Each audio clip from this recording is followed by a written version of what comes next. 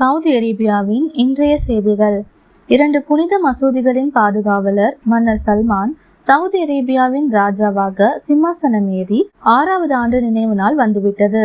Saudi அரேபியாவின் மக்களும் அதன் குடியிருப்பாளர்களும் புதன்கிழமை, அதாவது நவம்பர் 18, 2020 இதை கொண்டாடினர்.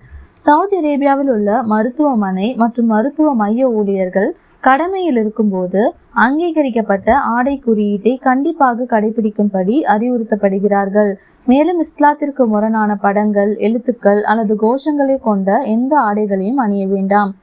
ஆண் மற்றும் பெண் தொழிலாளர்கள் ஆடை விதிமுறைகளுக்கு இணங்குவதை உறுதி செய்து மீறுபவர்களை வேலையிலிருந்து விலக்குமாறு மருத்துவமனைகளில் ஆரம்ப சுகாதார நிர்வாகிகள் மற்றும் துறை தலைவர்களுக்கு உத்தரவு பிறப்பிக்கப்பட்டுள்ளது.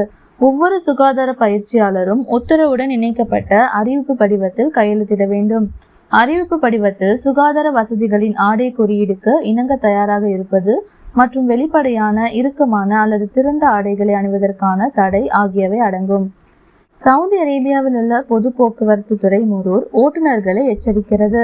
ஓட்டுநர் தனது வாகனம் மற்றும் தனக்கு முன்னால் உள்ள வாகனத்திற்கு இடையில் போதுமான பாதுகாப்பான தூரத்தை விட்டு வெளியேற தவறியது போக்குவரத்து மீறல் என்றும், மீறுபவருக்கு 150 சவுதி ரியால் முதல் 300 சவுதி ரியால் வரை அபராதம் விதிக்கப்படும் என்றும் முரூர் கூறியது. ஓட்டுநருக்கு முன் வாகனம் நிறுத்தப்பட்டால் அல்லது பிரேக் செய்தால் மோதல் இல்லாமல் வாகனத்தை நிறுத்த போதுமான இடத்தை விட்டுவிட வேண்டும். பாதுகாப்பான தூரத்தை விட்டு வெளியேறுவது ஓட்டுநருக்கு ஆபத்து இல்லாமல் விபத்துகளை தவிர்க்க உதவுகிறது.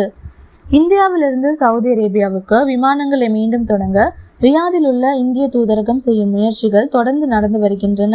இது தொடர்பாக சவுதி சிவில் ஏவியேஷன் ஆணையத்துடன் தூதரக அதிகாரிகள் பேச்சுவார்த்தை நடத்தி வருவதாக தூதர் அறிவித்ததை புதிய நகர்வு உறுதிப்படுத்துகிறது. சவுதி அரேபியாவுக்கு விமானங்கள் மீண்டும் தொடங்கப்படும் என்ற எதிர்பார்ப்பில் பல வெளிநாட்டினர் வீட்டிலேயே தங்கியுள்ளனர். துபாய் வழியாக திரும்புவது சாத்தியம், ஆனால் இது 70,000 வரை செலவாகும் போன்ற காரணங்களால் இது போன்ற முறைகளை பின்பற்றுவதிலிருந்து பலரை தடுக்கிறது. பெரும்பாலான நிறுவனங்கள் ஏற்கனவே தொழிலாளர்களின் இக்காமா மற்றும் மறுநுழைவை புதுப்பித்துள்ளன. 30 ஆண்டுகள் மூடப்பட்ட பின்னர் சவுதி அரேபியாவும் ஈராக்கும் வர்த்தகத்திற்காக அர் பாலைவனத்தை கடக்கும் எல்லையை மீண்டும் திறந்தன என்று பாக்தாத் எல்லை ஆணையம் தெரிவித்துள்ளது.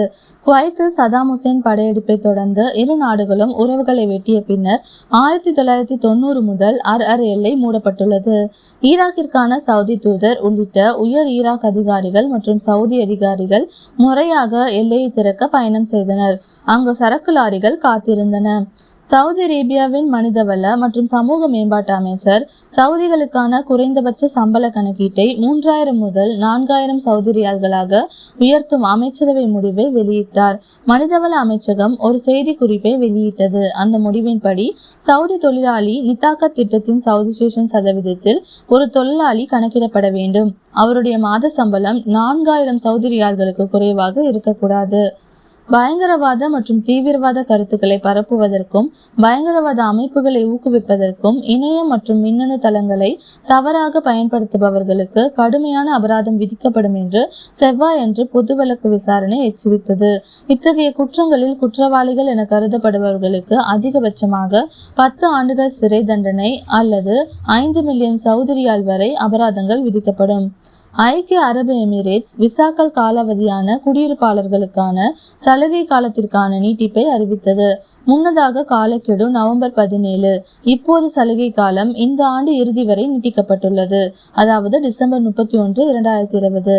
ஐக்கிய அரபு எமிரேட்ஸில் சட்டவிரோதமாக வசிக்கும் வெளிநாட்டினருக்கு அபராதம் விதிக்கப்படுவதற்கான கால அவகாசத்தை நீட்டிக்க ஒரு முடிவை வெளியிட்டது. டிசம்பர் 31ஆம் தேதிக்குள் ஐக்கிய அரபு அமீரகத்தை விட்டு வெளியேறினால் அவர்களுக்கு அனைத்து அபராதங்களிலிருந்தும் விலக்கு அளிக்கப்படும் என்று இயக்குனர் ஜெனரல் தெரிவித்தார். விசிட் விசாக்கள், சுற்றுலா விசாக்கள், ரெசிடென்சி பெர்மிட் அல்லது விசாக்கள் 2020 மார்ச் 1ஆம் தேதிக்கு முன்னர் காலாவதியான பின்பு ஐக்கிய அரபு எமிரேட்ஸில் சட்டவிரோதமாக தங்கியுள்ள அனைவருக்கும் இந்த உத்தரவு பொருந்தும். பாஸ்போர்ட்டை பாதுகாத்தல், டிக்கெட் பெறுதல் மற்றும் போதுமான நேரத்திற்கு முன் வருவது உள்ளிட்ட 3 வகைகளில் வெளியேறும் நடைமுறைகளை செய்யலாம்.